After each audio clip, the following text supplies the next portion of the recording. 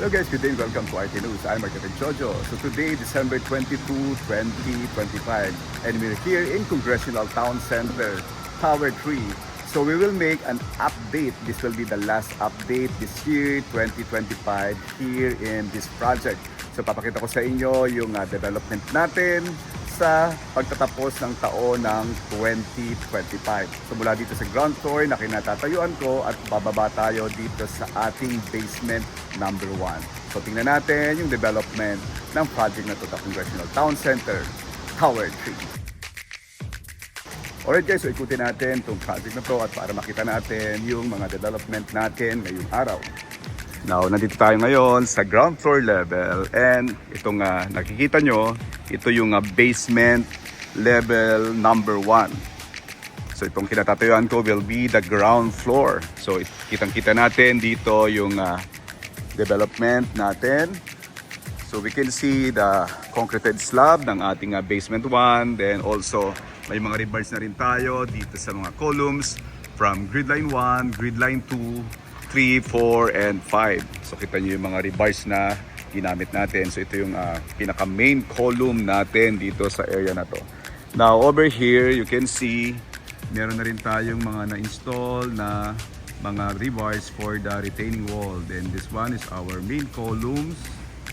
Then also here kita nyo yung nabuhusan na naming hagdanan. So yan yung hagdanan natin going to the basement level 2 and 3. So yan yung hagdanan natin pababa doon sa basement level number 3. So ito yung ating mga rebars pa na na-install and also yung ating rebars ng ating retaining walls.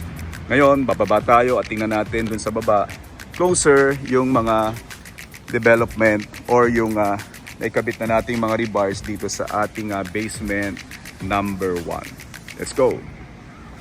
So bababa tayo using itong ating steel na stair na kinabit dito. Alright. So let's go down. So mga steel pipes to. Ito yung stairs na gamit namin dito. Ito yung temporary stairs para dito sa pag-access dito sa baba ng basement number 1 and going to the lower part of this structure. Alright. Okay.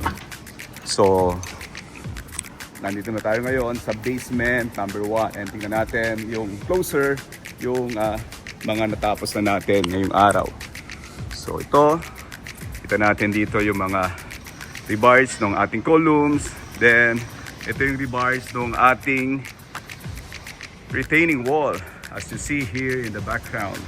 Ito naman yung ating stair going from basement 1 to basement 3. Now you can see here, itong profile ng hagdanan namin, naglagay kami ng angular bar dito sa part na to. So ito yung angle bar, then papasok dito. So inverted siya, no? So para hindi siya pumutok itong part na to, yung kanto na to, hindi siya madamage. So pipinturahan din natin yan ng epoxy paint. Yun yung magiging finishes or paint finishes na gagamitin natin dito sa ating hagdanan. Then ang sahig will be the epoxy paint ang i-apply natin. So yan ang nabuhusan na nating hagdanan. Alright. Ito naman guys is also part pa rin ng ating retaining wall. Now as you can see, ito yung area na nagputol tayo ng ating buhos. Ito naman yung rebars ng ating retaining wall. Now kung papansin niyo, meron siyang block na nakalagay dyan, no? Na materials, no? Between itong concreted na ating retaining wall and also itong ating rebars. So yan ang tinatawag na water stop. So our water stop is made of rubber. So yan yung kinabit natin dito sa area ng ating retaining wall, yung dugtungan natin o yung pinaka-construction joint natin, no? So para ma-avoid natin yung any leakage or water leakage dito sa connections and also to prevent our rebars from any corrosions. Water stops are crucial in concrete construction, acting as a continuous barriers embedded in joints. We use water stop in retaining wall for hardened concrete and fresh concrete connections. Now going here, ito naman yung other part ng ating area or retaining wall na nabuhusan natin and also may mga rebars na rin tayo. So itong area na to itong basement 1 na to, ito yung ating phase 1 ng ating structure. So natin sa dalawa para ma-organize natin yung ating pagbubuhos every floor. And also yung activities ng mga tao maging organized habang umaakyat tayo dito sa ating structure. So itong structure na to, no, is a 3-level basement and 39-story structure. So ito ngayon, kinatatayuan ko is the phase 1. Now going here, ito naman yung ating phase 2.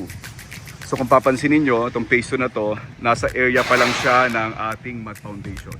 Now you can see, naka-install na rin yung ating tower crane.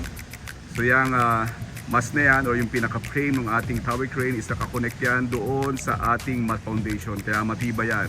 So ngayon, inaayos siya at itinatayo para mas maging matibay siya.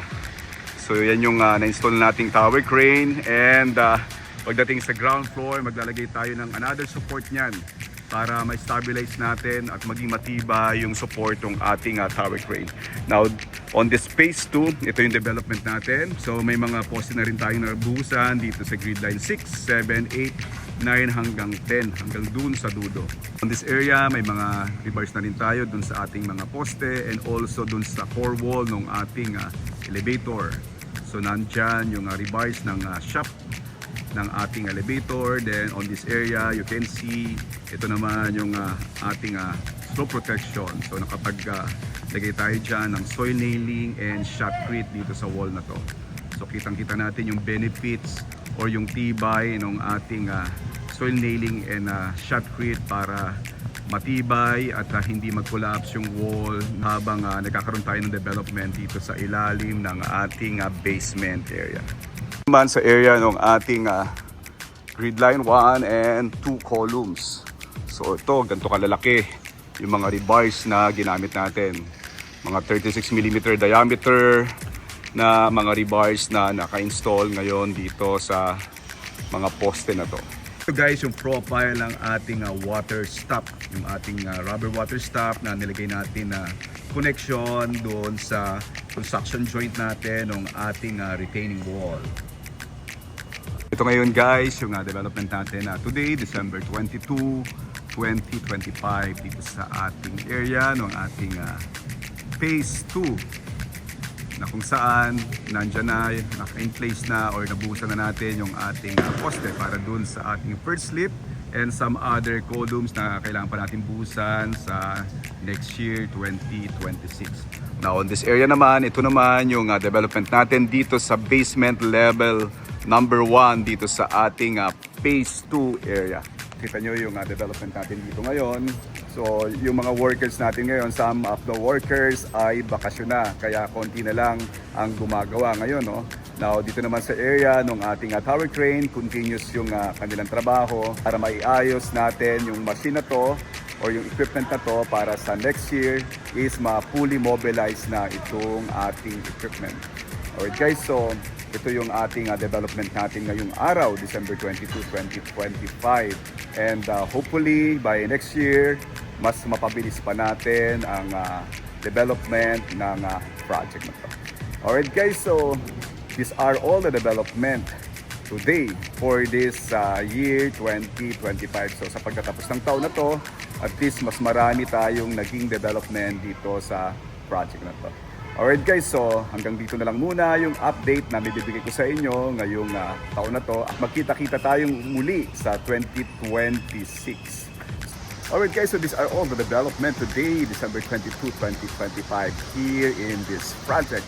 So as I mentioned, so ito yung pinaka-last update natin ngayong taon 2025, and we're looking forward this 2026 na mas mapabilis pa ang project na ito, and also wala tayong maging mga problema, no, like yung mga bagyo and sakuna, and hoping and praying that everything will be fine and will be good this coming 2026.